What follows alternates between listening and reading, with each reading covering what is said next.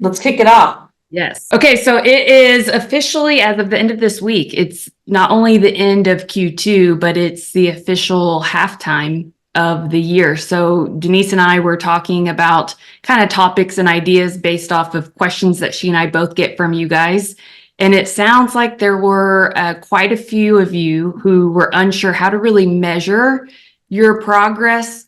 I know we've talked about metrics to measure, but like how to reflect and then know what to refine to improve for the next quarter so that you can either catch up and reach your goals or maybe just double down on the things that are working for you and how to identify what those are. So when I was talking about this with Denise, she was like, this is what I do all day, every day with the 60 loan officers that I help for her region. So Denise, anything you want to add to that for the framing of today's call before we dive in? Yeah, I think it's one of those things where very rarely as loan officers do we pause and evaluate our performance.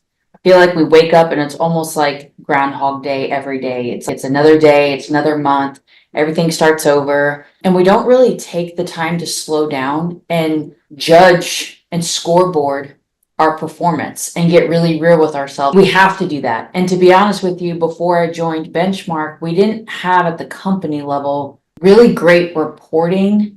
And I had coaches in the past that was like, you need to know your conversion numbers. And I'm like, but there's just not an easy way for me to get those. And so I dismissed it a lot of times because it wasn't easy and it would be so time consuming to actually pull the data. But I will say, over a decade later of me dismissing it, now having it, thankfully we have really good reporting here where we can see like number of credit pulls that you pulled either by the quarter or year to date, and how many of those credit pulls were below a 600, and then who are your top referral sources. So I'm going to show you guys a little bit of what that kind of stuff looks like of gathering it. If you guys have CRMs that can do that reporting, fantastic. If you don't and you operate with Encompass, you can still download a report in Encompass. It's not going to be a lead to closing measurement, but it could still be a credit pull to funding measurement, which is still really extremely valuable. But we're going to be talking about what data you should be looking at, how you should be measuring yourself with it.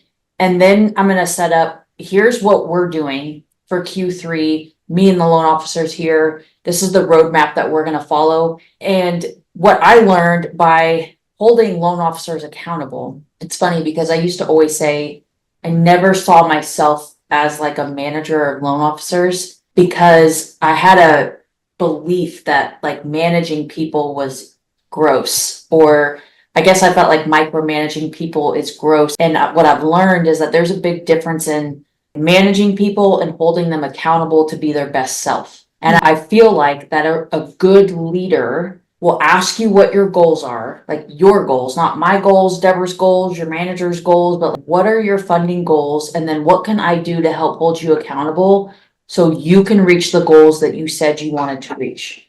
And that's my job. That's all I do is help them with it. So I was going to share with you guys what we're doing for Q3 and what we've mapped out. Because when you have a plan, it's a lot easier to execute the plan than just winging it. And what I have learned in a lot of the conversations is a lot of us just don't have a plan. Like simply, if this is what I'm going to do every day, or this is how I'm going to court a realtor, or this is my playbook.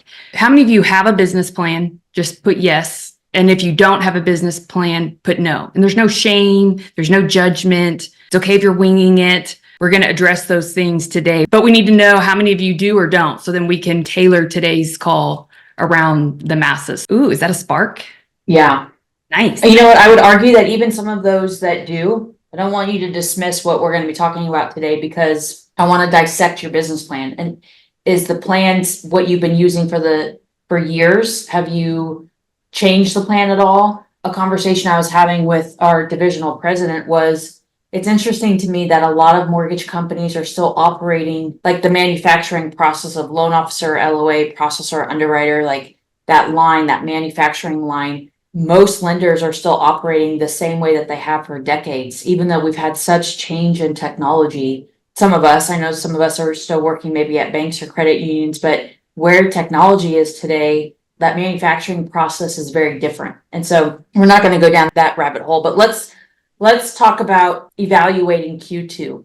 Okay, so one of the things I would recommend doing is going into either your CRM or into your loan originating system software. Some of you guys are using Encompass, that's the most popular one. And I want you to extract a report just for Q2. So just for the last 16 weeks. And I want you to look to see how many credit pulls you had in those 16 weeks. If you didn't do this for Q1, then download it year to date, but separate Q1's credit pulls and Q2's credit pulls. Why do we do that? Because if we're going to be forecasting production and we're looking at them in chunks of Q1 and Q2 and what does Q1 look like next year, we look at it in quarters. But for the total number of credit pulls that you had in Q2, I want you to look at just those 3 months or those 16 weeks. And then I want you to divide that by a weekly average so that you know in Q2, on average, how many credit pulls a week did you have? So write that down. Then I want to know total in Q2, how many closings you had. I don't care about the volume. Volume is not as important to me as the units or families, because the units is what dictates your habits. So it dictates whether or not you need to add someone to your team, remove somebody from your team.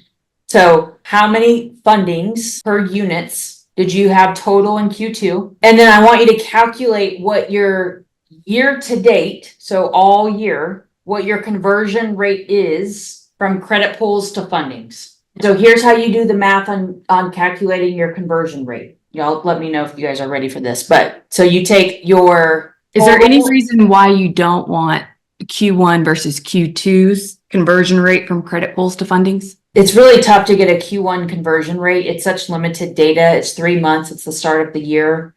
It's not we still collect it at the end of Q1, but the 6 months gives you a much better analysis of what your conversion rate is. Okay, so your conversion rate is you take the total number of closed units divided by the total number of credit pulls. Then take your monthly fundings goal. I'm sorry, let me stop. That's your conversion rate. So does anybody know what their conversion rate is? If you do, drop it in the chat. From credit pull, not from lead, from credit pull to funding. Yeah, 30%. It should be around 28 to 30%. Really? From credit pull. So if your conversion rate is around, let's just call it 30%, I would say average is anywhere between 25 to 30%. So Brian says he's got 45%. That's fantastic. I've got a person on my team, this isn't to discredit Brian, but I've got a person on my team that's over 50%, but how they determine who they pull credit on is stricter than what my requirements are, which is why their number looks better. So Kara and Molly said 18% and 20%. All that means, Kara and Molly, if I was your coach, is that we need to look at what your buyer consult looks like and what your process looks like from when you get a credit pull to when you're presenting options to the client. That's where we think there might be a kink in your process, because you might not need more clients. We just need to be able to convert more of them.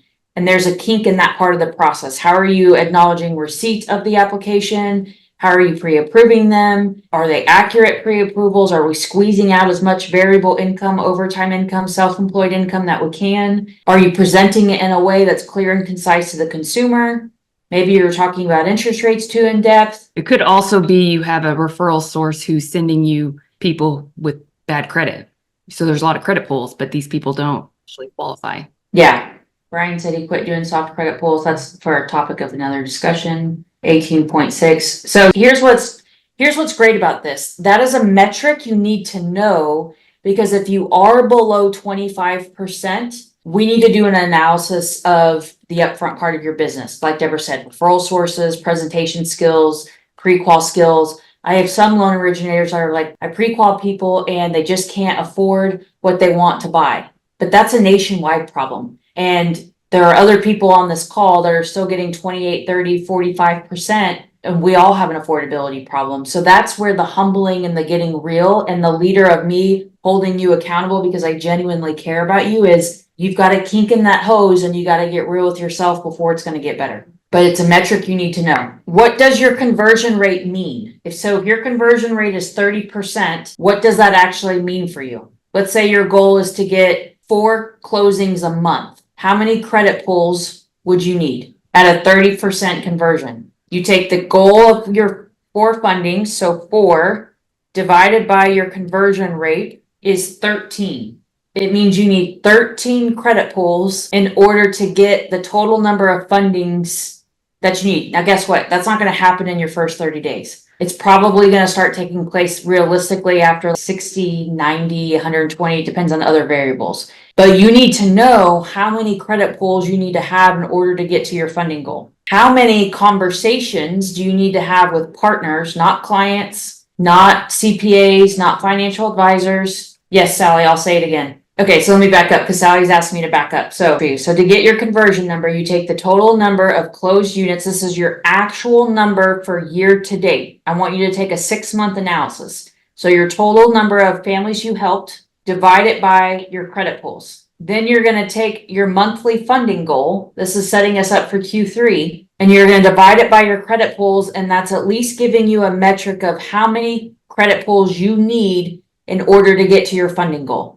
You mean your monthly funding goal divided by your conversion rate? Yes, I'm sorry. So if your closing goal, 60% of loan originators last year helped one family a month. It was on average 12 for the year. So if we divide that by an annual, that's one family a month. Sometimes I talk to loan officers, they're averaging one a month and they say, my funding goal is 5. And I say to them, 5. That's a lofty goal. Like, I love that for you because I want you to be ambitious. But when you're setting goals, it can't be pie in the sky goals. It has to be like, when we're doing these quarterly micro goals, real attainable stuff, because this business is hard and we need some wins. I'm not saying lower your ambition, but I'm saying how realistic is it for you to go from 1 to 5 in the next 3 months? And that's where I just want you to check yourself a little bit. So let's say your monthly goal is 3. Let's do Kara, for example.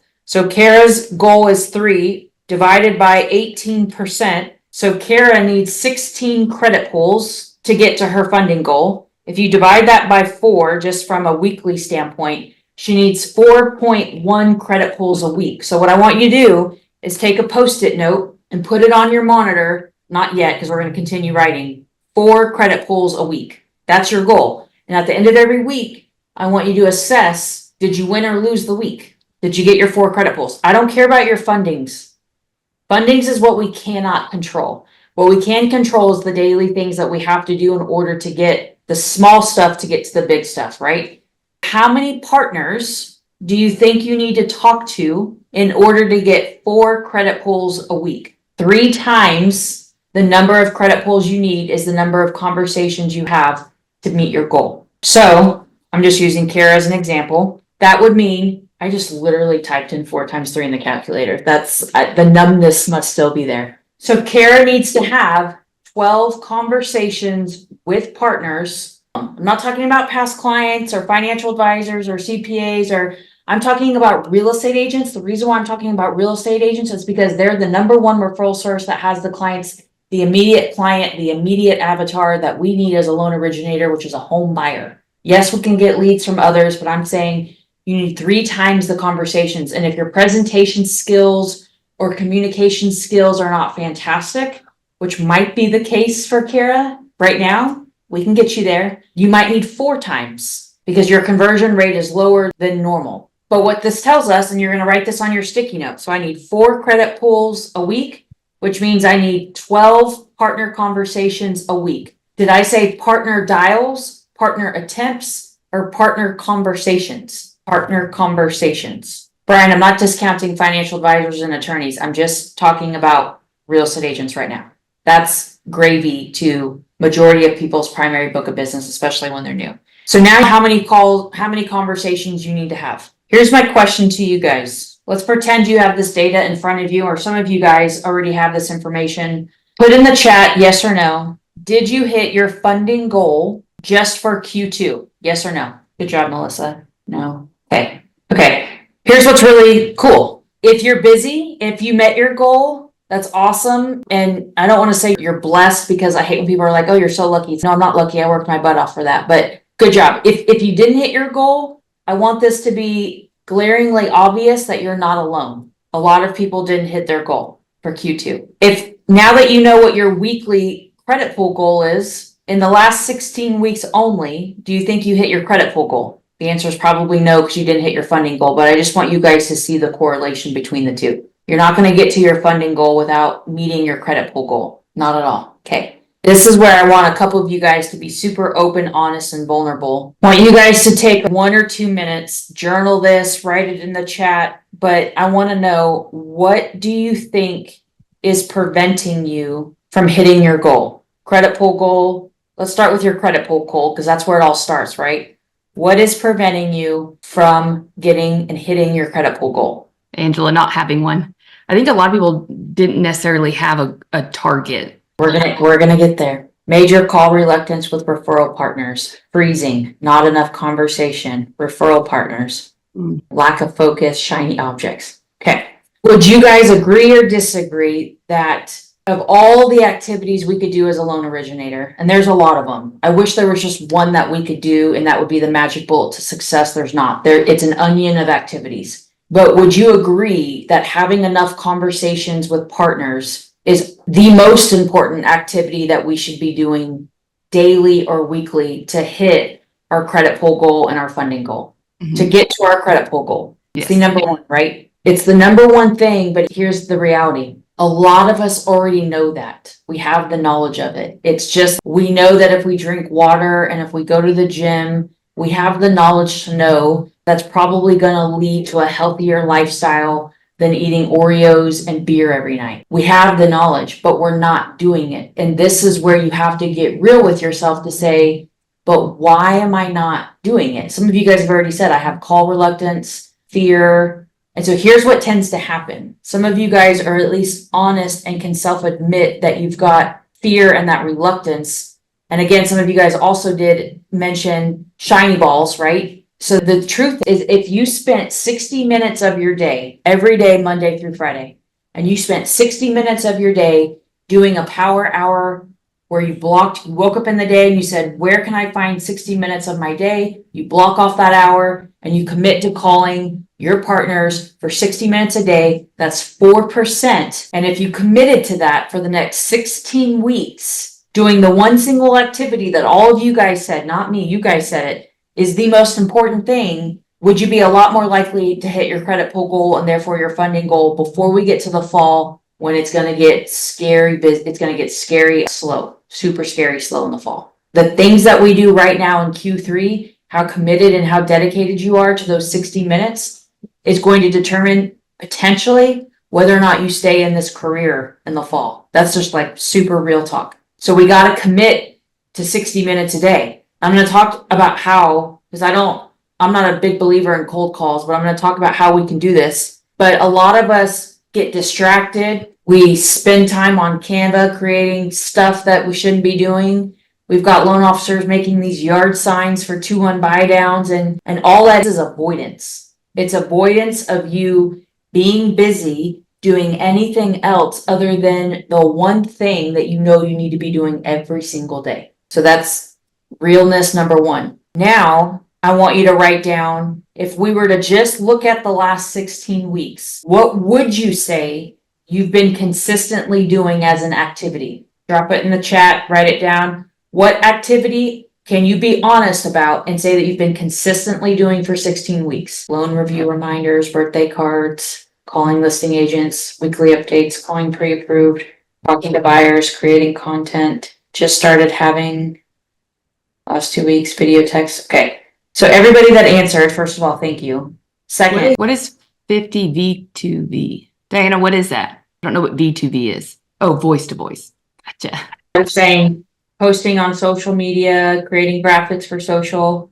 Okay. So this is just for you guys. If I was sitting in your office and let's pretend that you logged this activity and I said, show me your calendar. Show me your calendar and let's actually look back of the last 16 weeks. Would you say 16 out of 16 weeks you were calling listing agents, posting on social media, writing the birthday cards, or is it like 11 out of 16 or 9 out of 16? I'm saying, is it 16 out of 16? Kara says, for me, in the last 4 weeks. Perfect. These are things I'm asking 16 weeks, but Bridget says 11 out of 16, 10 out of 16, 10 out of 16. Okay, Glenda, I like that. At least you're getting up to bat. So this is what's interesting about human behavior is that when I first ask, and for those of you that lead a team or have a team, or my initial question was, what have you been consistently doing for 16 weeks? And unless I dug deeper and asked you like, okay, but if you were logging it and I made you show me your calendar, would it actually show 16 out of 16? Now we got a little bit more honest answers, right? It was like 10 out of 16, 11 out of 16. Maybe there are some activities like Molly's saying, no matter what, she does her birthdays and her loan reviews. The truth is a lot of us are not hitting our credit pull goals, our funding goals, and it's simply because we're not consistent in anything. Not even just the single most important thing, but we haven't been consistent in anything. And so why do you think consistency is so hard? Files buzz up, get distracted, lack of discipline, not measuring. Does anybody think that it could potentially be because you don't have a plan? If you knew Monday, Wednesday, Friday, I'm going to call these people, these partners. And so when Monday rolls around, it's a lot easier to execute. Like the anniversaries and birthdays, it's easier to be consistent at those because you probably have some sort of report that says, okay, it's this person's birthday, call them. So the number one ingredient, for those of you who watched the interview that I did with Dave Savage, I think it was a week ago. If you didn't watch it, you should watch it. But it was my number one ingredient that loan officers are missing right now. And that ingredient is not the sexy thing that loan officers get asked to talk about on a stage at a conference or at a webinar. Someone mentioned that they were on Roland's webinar. I wasn't on for Roland's webinar. He just asked me to jump in for 30 days, but that's not what sells tickets to these conferences. I know it sounds horrible, but if I told you guys that, oh, the mortgage nerd is going to go talk at the Modern Mortgage Summit and she's going to talk about consistency, or this person's going to talk about video marketing on social media, which is sexier, but which is going to get you immediate results? Which should you actually do and which should you delegate? So we're already halfway through this year. You're not alone because a lot of loan officers aren't hitting their goal, but it's because they're not being consistent in the activities that they actually know where to be consistent at. And if we dig deeper, it's because they simply don't have a plan to execute those activities. Okay, while I am pulling up my roadmap, but this is what I asked the loan officers to complete for their homework for Q3, because when we show up to work on Monday, it's Q3. It's third quarter. And it's a weird week because next week, 4th of July is on a Thursday. So what do you think the average loan officer is going to do? They're going to take the week off because it's Thursday. They're going to be hungover on Friday. Wednesday's practically Friday Eve, holiday Eve. And so, you know what? It's an off week. Or the loan officers that are like, nope, I'm committed to 60 minutes a day of my power hour of doing the number one activity that I know is going to get the results. And I'm not going to disappoint myself, my spouse, or my family. And I'm going to stay committed to that 4% of my day. And I'm going to show up. Not for me, not for Deb, not for your manager, but for you. All right, so these are the things I want you to write down, that before you show up to work on Monday, I want you to have these goals written down. Knowing your goals, keeping them visible, keeping them in front is going to help you achieve your goal. So I want you to identify, based on actual reporting of what I just taught you, how many quality conversations do you need in 1 week with partners? Is it 10? Is it 13? Is it 16? So how many quality conversations do you need in a week? How many credit pulls do you need per week? What are your fundings? I'm going to paste this in the chat. How many fundings do you want total in Q3? I want you to identify what your current conversion rate is. And I want you to take the weekend to think about what are you committing to do consistently each week to reach your goal in Q3. And if you need an accountability partner, you can email it to us, post it in the Facebook group. Because guess what? At the end of Q3, we're going to look at this. And we're going to evaluate. That's going to require you to track. Okay. So I want you to identify that. Now I'm going to go over with you guys what we're doing daily to have our conversation. The next layer of dissecting your business is looking at who's sending you business, who's just keeping you busy but not closing loans, who are actually sending you business that you are closing loans. Because when some of you guys talk about being distracted, think about if you're at dinner with your spouse and you have Joe Realtor blowing your phone up because they need a pre-qual, but Joe has sent you 5 clients this year and none of them have closed. Is that someone that you should interrupt your dinner with your spouse with? Or maybe shoot them a text and say, hey, I'm at dinner, I can call you after. Not everyone should get the same level of priority or service from you. as the other agent, like we just saw, where you've got a 70% conversion rate. Now, if that agent calls, I'm gonna say, hey, babe, this agent's calling, so I'm gonna step out for a second and take this. But if you don't know your numbers and you don't know who your top people are, and you're just going off of emotions of what you think, then really what you're doing is and if you've got a manager or whoever that you might be blaming isn't helping you, but how can we build a business plan out of, I think, metrics? Then I think you should do this. But thinking versus being able to have actual stuff like this is a game changer. It's the only way to be able to accelerate your trust and analyze the kinks, not your trust, accelerate your success and really identify where the kinks are to move you along the journey faster. At least that's what I would do if you were working with me. Like I could pull up Kara's stats and be like, okay, Kara, where are your leads coming from? Who are your top referral sources?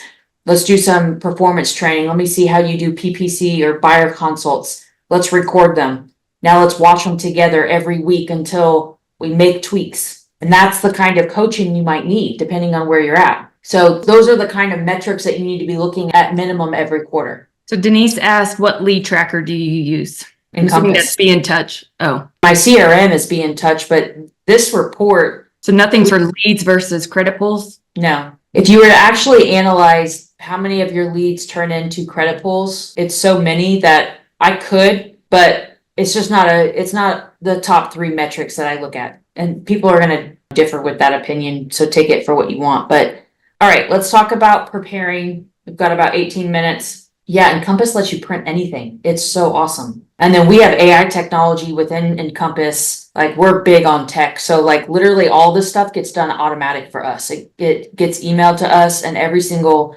week or every single quarter, we can see like, here are your top referral sources, the conversion rate, your conversion rate. It's awesome. There's all kinds of stuff. This is my point is technology is moving so fast. And in the next 2 years, what it's going to be able to do is literally insane, that I hope that your management company or your management people are not flat-footed with these changes. Because if they are, it's like math. When you're learning math growing up, and you guys may have some kids who are struggling in math, like if you get behind in elementary school on math, it becomes a bigger and bigger and bigger problem as you get into high school and college. It's hard to catch up to like pre-cal when you still suck at like division. That's how I feel what's happening right now in the mortgage space. There are companies that are either excelling and really doing some cool things with tech. Like I'm just going to share one thing because it was really cool. I got to sit in at the front of our internal process when a client goes online and applies. Then at the end, there's going to be confetti that pops up and a little like, thanks a latte for giving us all your information. Here's a QR code, coffee on us. And the confetti pops up, and it's such a user client experience. It's just really cool things that we can do. But so let's go back to, you have to have a plan. It is a lot easier to hit your goals if you have a plan and then you can execute the plan. You just have to you have to consistently be disciplined, consistently have someone that can hold you accountable, have someone that can do performance tests to review things like your conversations, your consults, presentation skills. These are the things you need to be doing in Q3. Yes, very good. All right, guys, we will put the recording on the Nerd and Bird YouTube channel as well as in the Facebook group. So if you're not in the group, make sure to search for Nerd and Bird, and we will drop it. Give me about a day or two and we'll put it in there. And as always, we will see you next month. Thanks, Denise. Thanks. Deborah, I want to take a picture of this before you remove it. Y'all feel free to take a photo too and tag us if you want. My girl Pam Thorne, Pam and I used to work together. Are you doing your photo or what? I'm taking a picture of some of these comments and I'm going to tag you, sweet cheeks. Oh, nice. Thank you.